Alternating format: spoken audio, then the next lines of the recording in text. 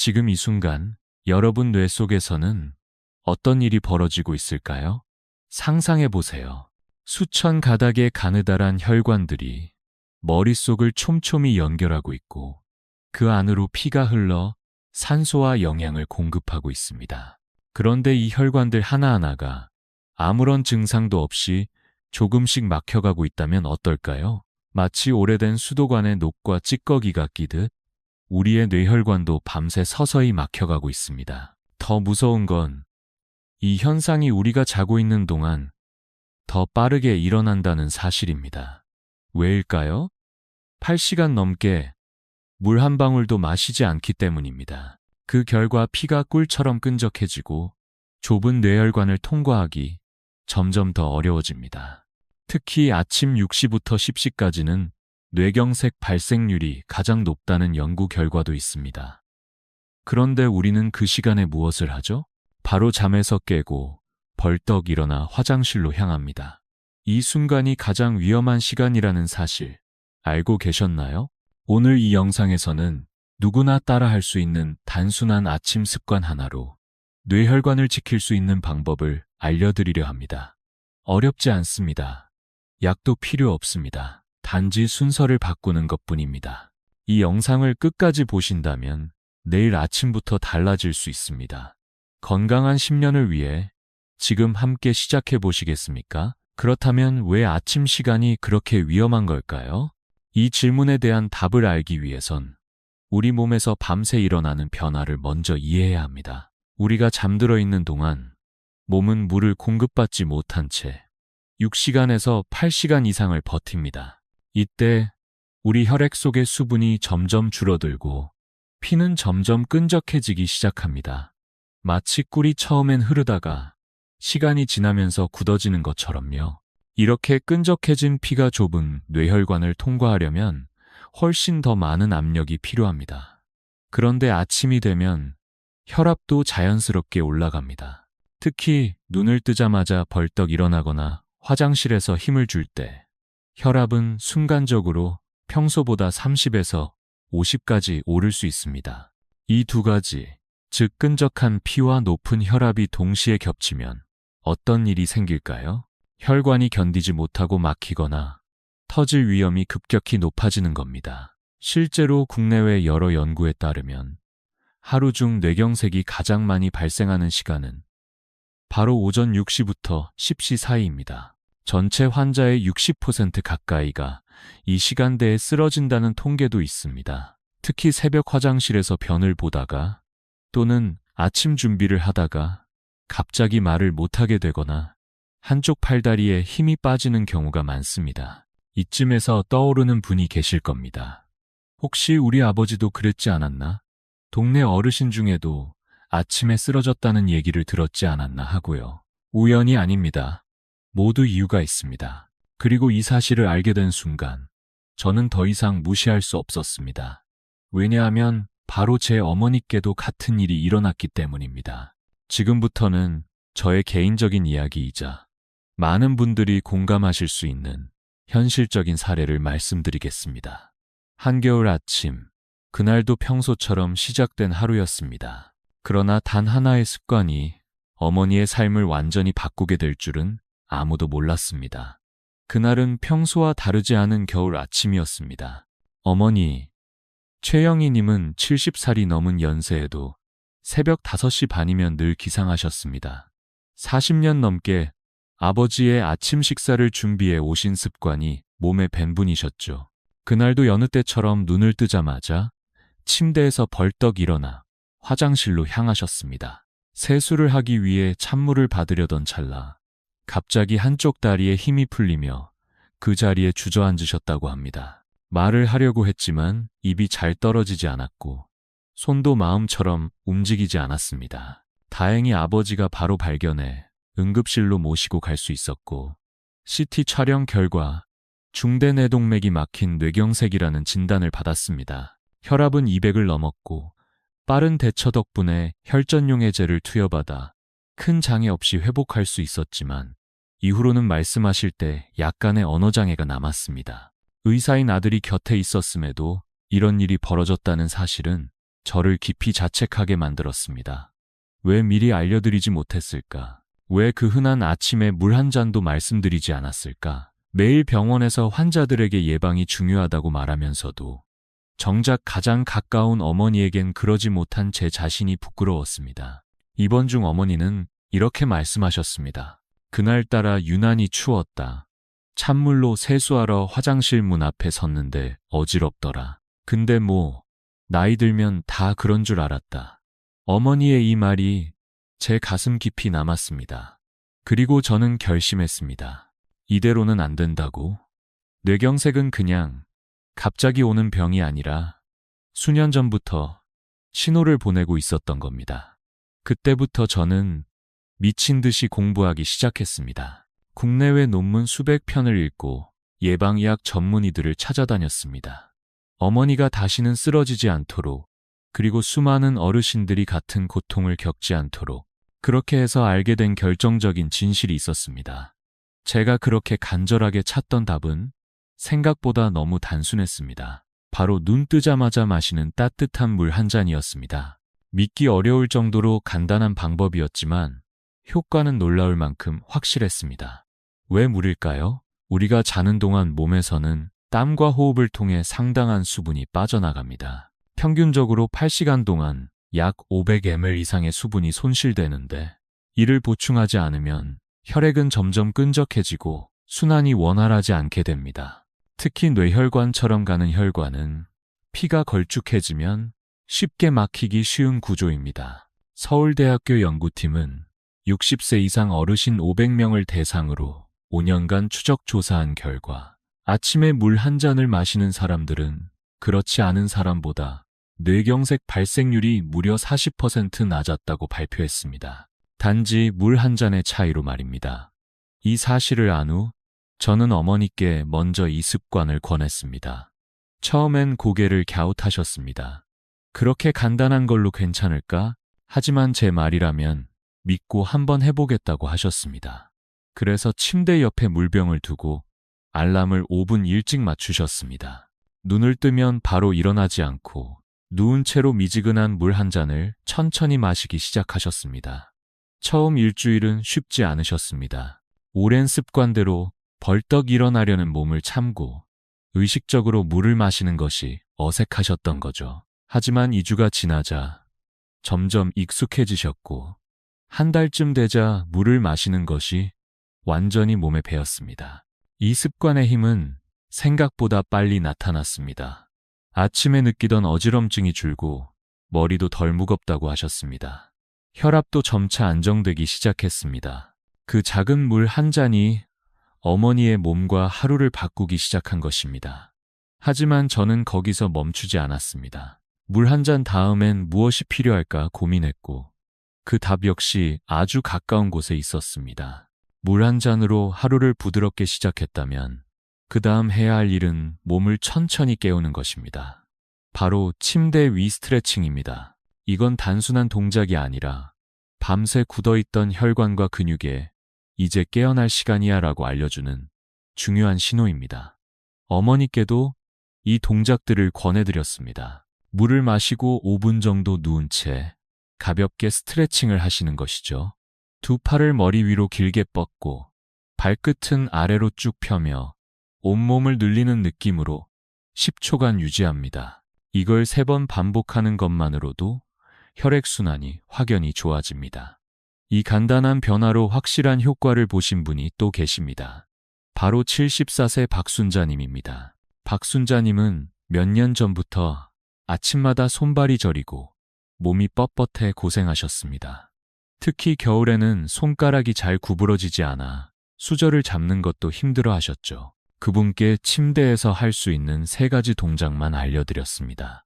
팔과 다리 쭉 펴기, 목 천천히 돌리기, 무릎을 구부렸다 펴기. 각 동작을 10번씩만 하면 5분이면 충분합니다. 처음엔 귀찮고 번거롭다고 하셨지만 며느님이 매일 아침 확인 전화를 드리며 응원해 주셨고 결국 한 달간 꾸준히 실천하셨습니다. 한 달 후 다시 찾아오신 박순자님은 전혀 다른 표정이셨습니다. 아침에 일어나는 게 더 이상 무섭지 않다고 하시며 손가락이 부드러워져서 다시 바느질도 시작하셨다고 하셨습니다.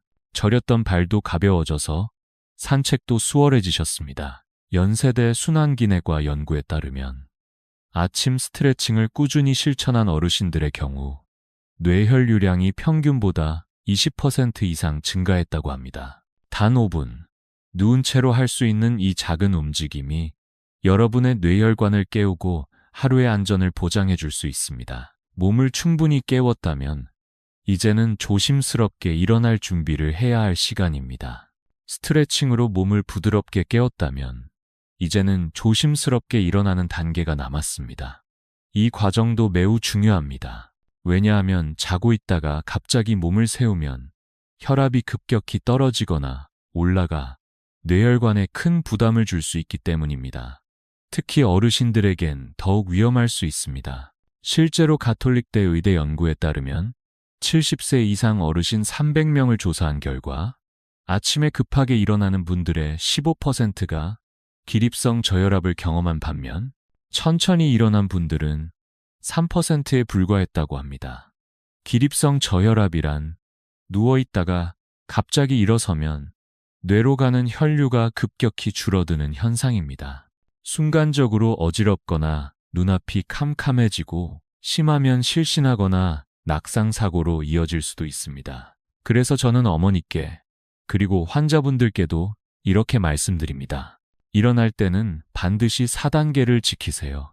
첫째, 눈을 뜬 후 바로 일어나지 말고 옆으로 돌아 누우세요. 둘째, 다리를 침대 밖으로 천천히 내리고 앉으세요. 셋째, 팔로 몸을 지탱한 채 앉은 자세를 30초 유지하면서 심호흡을 3번 하세요. 넷째, 침대 모서리를 잡고 천천히 일어서세요. 이 단계를 성실히 실천하신 분이 바로 72세 이영희 님입니다. 이영희 님은 아침마다 벽을 짚고 겨우 일어나시다가 어느 날 화장실에서 넘어지며 요추 압박 골절로 석 달간 보조기를 착용하셔야 했습니다. 그 후로는 아침 시간이 두렵기까지 하셨다고 합니다. 하지만 4단계 일어나기 방법을 꾸준히 실천하신 결과 이제는 혼자서도 안전하게 일어나실 수 있고 어지럼증도 거의 사라졌다고 말씀하셨습니다. 작은 변화 하나가 낙상의 공포를 없애주고 아침의 시작을 평온하게 만들어준 것입니다. 이제 우리는 거의 준비가 끝났습니다. 마지막으로 가장 간과하기 쉬운 순간 하나가 남아 있습니다. 바로 화장실에 가기 전에 5분입니다.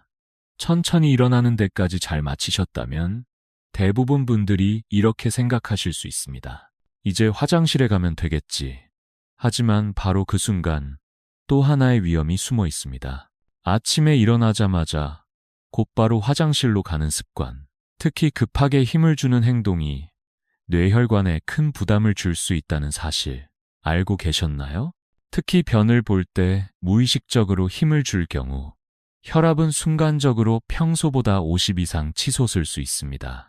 이 현상을 발살바 효과라고 부르는데 숨을 참은 채 복압을 높이면 일시적으로 심장으로 돌아오는 혈류가 줄어들고 다시 숨을 내쉴 때 혈압이 급격히 상승하게 됩니다. 바로 이 순간이 가장 위험한 시점이 되는 것입니다. 이런 상황을 직접 겪으셨던 분이 계십니다.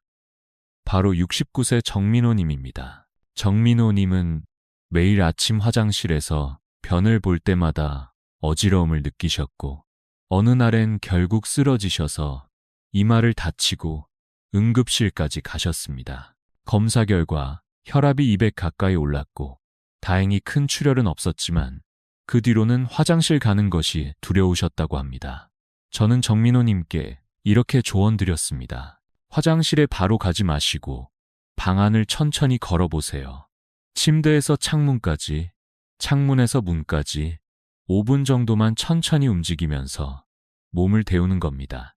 이 간단한 동작만으로도 혈액순환이 더 원활해지고 장운동이 자극되어 변을 보기 훨씬 수월해집니다. 정민호님은 처음엔 급한데 어떻게 기다리냐고 하셨지만 실천하신 후엔 오히려 이제는 걷고 나서 더 편하게 화장실에 간다고 하셨습니다. 어지러움도 사라지고 무리하게 힘주는 일도 없어졌다고요. 이렇듯 하루의 시작에서 단순한 5분 걷기가 여러분의 뇌혈관을 지켜줄 수 있습니다. 이제 하루를 본격적으로 시작하기 전 마지막 하나만 더 기억해 주시면 됩니다. 바로 식사 전 물 한 잔입니다. 화장실까지 무사히 다녀오셨다면 이제 진짜 하루가 시작됩니다. 하지만 여기서 하나만 더 기억해 주세요. 아침 식사 전에 마시는 두 번째 물 한 잔입니다.